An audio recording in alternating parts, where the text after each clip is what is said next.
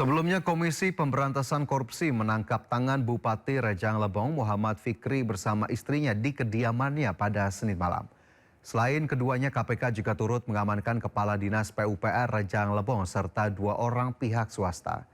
Dalam OTT ini, KPK menyita barang bukti sejumlah uang tunai dan ponsel yang diduga berkaitan dengan pemberian VIP proyek. Selama proses penggeledahan, Bupati Rejang Lebong serta pihak-pihak lainnya diperiksa di Polresta Bengkulu dan Polres Kepahyang. Pakai tempat aja. Berarti benar ada pemeriksaan di sini? Ada itu aja apa? Menggunakan tempat kita dipinjam itu. Ada berapa orang? Pinjam tempat? Nggak tahu saya, nggak bisa. Kurang lebih dari jam berapa tadi, Bang? Jam berapa tadi ya? Kembali bersama kami di Sindo Siang, pemirsa, buntut konflik antara Amerika, Israel dengan Iran, Panglima TNI perintahkan siaga 1 sebagai langkah antisipasi. Terkait hal itu, Ketua DPR RI Puan Maharani angkat bicara dan menyatakan DPR akan meminta penjelasan TNI.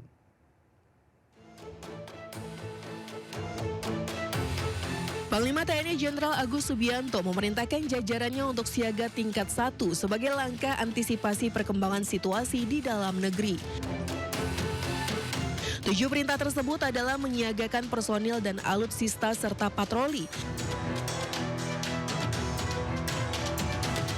melakukan pengamatan udara 24 jam penuh, BAIS TNI mendata dan memetakan kondisi WNI di daerah konflik,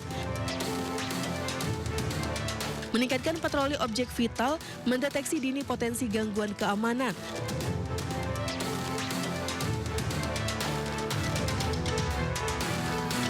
melakukan kesiapsiagaan di tiap kesatuan, dan segera melaporkan ke Panglima TNI perkembangan situasi yang terjadi di dalam negeri. Ketua DPR RI Puan Maharani meminta TNI memberikan penjelasan terkait peningkatan status siaga 1 yang dilakukan akhir pekan lalu menyikapi memanasnya situasi geopolitik di Timur Tengah. DPR menilai penjelasan terbuka diperlukan agar masyarakat mendapat informasi yang jelas. Aparat hukum atau TNI itu selalu siap siaga, namun kalau kemudian sampai ada keluar surat seperti itu dalam situasi seperti ini, mungkin apakah itu diperlukan atau tidak, lebih baik TNI memberikan penjelasan yang konkret atau jelas, nanti akan ditanyakan melalui komisi terkait. Terkait dengan hal yang tadi ditanyakan, saat ini kami masih meminta masukan-masukan terkait dengan hal tersebut supaya lebih banyak masukan dari pihak-pihak tertentu, meaningful participation-nya dari bukan hanya dari satu pihak namun semua pihak terkait supaya lebih komprehensif dan jangan sampai kemudian tumpang tindih dengan undang-undang yang lain. Sementara Kapuspen TNI Brigjen TNI Aulia Dwi Nasrullah menyebut TNI siap siaga mengantisipasi perkembangan lingkungan internasional, regional maupun nasional.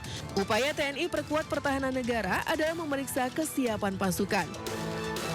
Tim Liputan iNews melaporkan.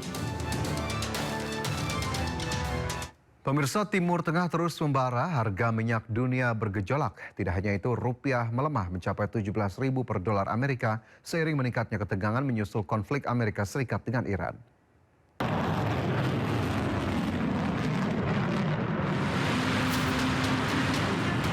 Diduga terdampak perang di Timur Tengah, harga minyak mentah dunia menembus $100 AS per barel. Kenaikan ini juga dipicu pemangkasan produksi minyak oleh produsen energi utama di Timur Tengah.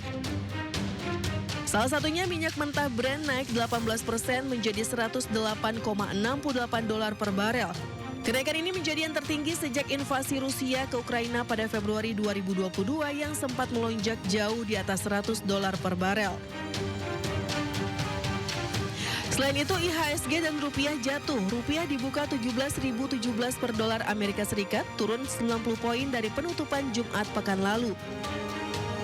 IHSG juga melemah ke level 7.374, turun hampir 5%. Menurut Menteri Keuangan Purbaya Yudi Sadewa, perekonomian Indonesia masih berada dalam kondisi yang baik dengan fundamental yang cukup solid. Yang jelas kita monitor dari waktu ke waktu dan saya nggak akan terlambat mengambil keputusan kalau diperlukan. Tapi Pak rupiah udah tembus 17.000 Pak, rupiah 17.000 bagaimana Pak? Sama IHSG anjlok Pak. Rupiah 17.000 IHSG anjlok karena sebagian teman-teman ekonom bilang katanya kita sudah resesi menuju 998 lagi, yang gitulah. Daya beli sudah hancur. Tidak seperti itu. Ekonomi sedang ekspansi, daya beli kita jaga mati-matian, dan boro-boro krisis, boro-boro bahasa Indonesia. Jangankan krisis, resesi aja belum, melambatnya aja belum. Kita masih ekspansi, masih akselerasi. Itu yang kita jaga terus dalam beberapa minggu ke depan. Tidak hanya di Indonesia, di Los Angeles dan California, warga menghadapi kenaikan harga bensin tercuram sejak tahun 2012. Bahkan di beberapa SPBU, stok bensin bahkan kosong. Lonjakan harga terkait dengan gangguan di Selat Hormuz serta penutupan kilang dan biaya regulasi di Amerika.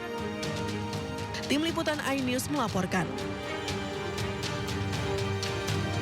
Sementara itu, Presiden Prabowo yakin Indonesia siap menghadapi segala dampak yang ditimbulkan akibat perang yang terjadi di Timur Tengah. Indonesia pun siap swasembada pangan hingga energi sehingga tidak bergantung dengan negara lain. Kita akan mengalami kesulitan, saya tidak akan menutupi itu. Tapi kita punya kekuatan, saya kira, perkiraan saya, kita akan keluar lebih kuat. Kita akan keluar dari krisis ini dalam keadaan yang lebih kuat dan lebih makmur, lebih produktif, lebih mampu berdiri di atas kaki kita sendiri. Apapun terjadi di mana bangsa-bangsa lain banyak akan mengalami kesulitan, minimal kita aman masalah pangan. Masalah BBM juga bertahun-tahun saya berjuangkan swasembada energi. Dan kita memiliki karunia besar dari Yang Maha Kuasa bahwa kita nanti mampu kebutuhan BBM kita bukan dari impor luar negeri, bahkan dari tanaman-tanaman kita, dari kelapa sawit, dari singkong, dari jagung, dari tebu. Saudara-saudara sekalian, kita harus kerja keras, kita harus rukun, kita harus bersatu menghadapi krisis.